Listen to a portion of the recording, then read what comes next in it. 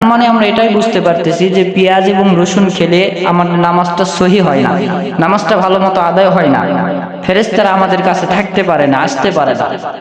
তো যেহেতু ফেরেশতারা আমাদের কাছে আসতে পারে না, নামাজ ভালো মতো সহি হয় না পেঁয়াজ এবং রসুন খেয়ে, তাহলে আপনারা বলেন তো, আপনারা এখন মনে মনে চিন্তা করতে পারেন, হুজুর তাহলে পেঁয়াজ এবং রসুন কি খাবো না?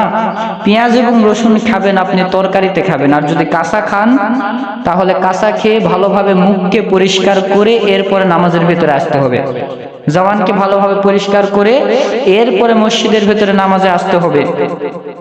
আর যদি মুখটা পরিষ্কার করে না আসেন তাহলে ফেরেশতা আপনাদের কাছে আসতে পারবে না, আপনাদের নামাজটা কেমন হলো এটা আল্লাহ তাআলার নিকটে পৌঁছাতে পারবে না। তো দেখেন, পেঁয়াজ এবং রসুন খেয়ে আল্লাহ রাসূল সাল্লাল্লাহু আলাইহি ওয়াসাল্লাম মসজিদের আশেপাশে যেতে নিষেধ করলেন। আচ্ছা আপনারাই বলেন তো, এই পেঁয়াজ এবং রসুনের চাইতে পচা